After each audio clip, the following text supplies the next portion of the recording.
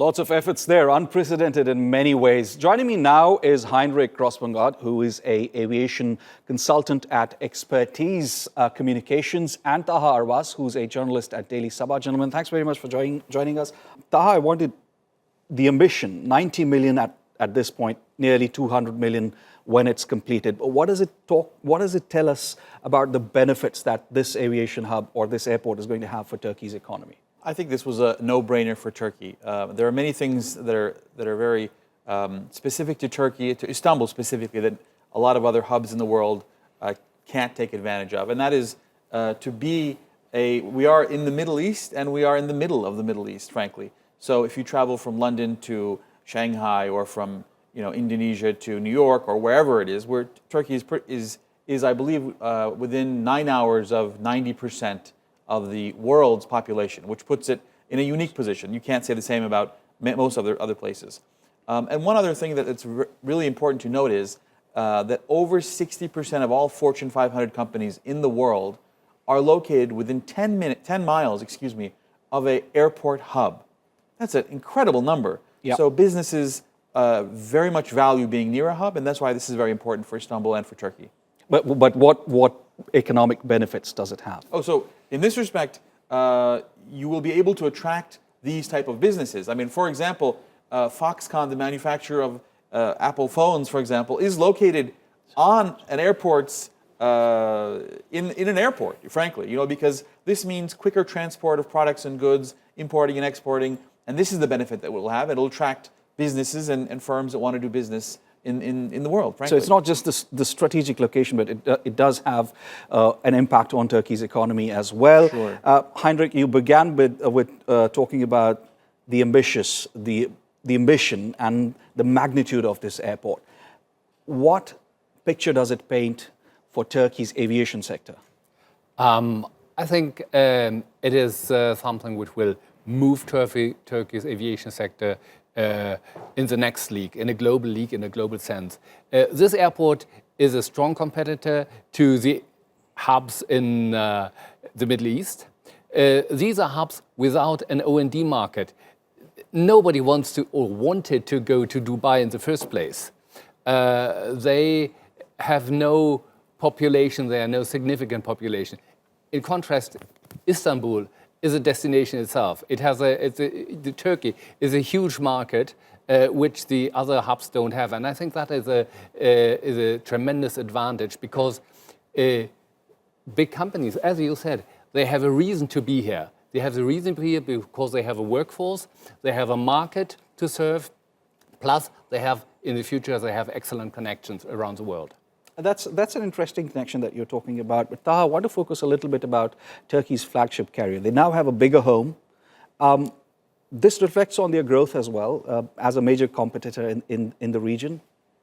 Absolutely. I mean, Turkish Airlines, frankly, flies to more countries in the world than any other place in the world, than any other airline in the world. So this means that it needs to have a hub. It needs to be able to maneuver easily. The importance of airports and the importance of hubs was most recently, in my mind, actually highlighted. Donald Trump and Hillary Clinton had a debate, and one of the things that Donald Trump highlighted was the United States has horrible airports.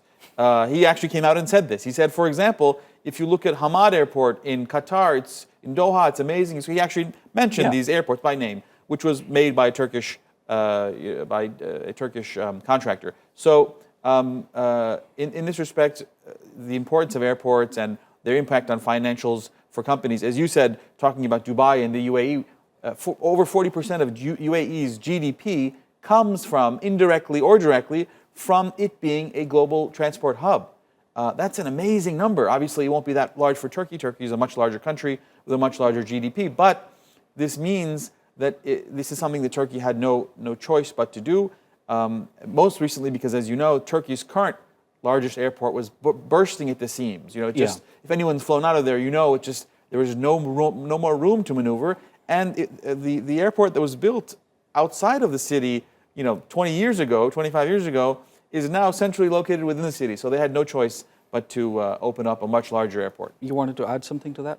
Yeah, and Turkey is the only country in the region, in Europe, who can build a major airport all the other airports, be it Frankfurt, London, Heathrow, look at the discussion there. Paris, they only can expand at their current sites, but they are limited. Right. But there was some criticism as well about the location of this airport. Do you buy into that the location wasn't the best location? It's got a geographic compulsions are there. This couldn't be a very good location for the planes to land, etc. We will see. You never will find a perfect place for building an airport. A new airport always have a huge impact on the environment. It's you have to sacrifice something, and I think it's a good move to choose a location which is unconstrained in terms of growth. This is something which needs to happen. We need hotels. We need business areas around the airport, and I think that will come in the future, in the next year, certainly. I want to ask you this question, Taha. The infrastructure mega projects, we've seen several such projects coming up over the past few years in Turkey. Has this an overall impact on Turkey's economy? Or would you want to say that what impression do these projects give us about the health of Turkish economy? Most of these mega projects have been public-private partnerships, as you know. So this means that foreign investors invested heavily into these projects because their growth is non-existent in much of the developed world. So they're looking for places to park their money. Unfortunately, we've entered a period in emerging market economies where fund flows are very much negative. People are divesting from emerging markets. But having said that, there is little growth anywhere else. I mean, if you look at Japan, if you look at much of Europe, these are places that are declining as far as growth and population. So they need to find somewhere that can grow. So these mega projects that we're talking about were very actually late coming. I just want to come back to the discussion about this 45-hour big move, 10,000 pieces of equipment being transported from one end of the city, and this was all done over a weekend. Is this really unprecedented, Heinrich? Yes, I think so. In Germany, we moved an airport in Munich from the city to the current location. But that was in the early 1980s, and it was, compared to this operation, it was Mickey Mouse. Just coming back to the economy question, I just want an overview from you, Taha. You've been watching Turkey's economy. You've been watching how it's been doing, good or bad, in other sectors as well. I just want to focus on the aviation sector. With this airport and other infrastructures in the pipeline, where do you see Turkey in the Gulf or in the Middle East or closer to Europe as a player in the aviation sector? I think one of the things that Heinrich said about the other hubs in the Middle East, the UAE, Qatar, etc., is very correct in that it's very difficult to travel to these places and do something else. Or Dubai is very nice, especially in the winter and the fall and the spring, but in the summer it's very difficult to get out and do something. No one wants to spend 3 days in Dubai in the middle of the summer. But Istanbul is not like that. It's just the opposite. The climate is temperate year-round. You could very easily. I enjoy actually having layovers in cities. I don't like the long 14-hour flights or 15-hour flights that I have to take. So if it were me as a traveler, I would very much enjoy staying in a place for a day or two. Getting some jet lag out of the way. So I think this will be very important for people, and I think as a result, the economy of Turkey will very much benefit from this. Yeah, and it's several airports coming up elsewhere as well. China is building one in the Daxing district of Beijing. One is coming up in Doha. We'll have to wait and watch how much of a lead this airport takes in the aviation sector. Gentlemen, thanks very much for being with us. Thank you. Thanks.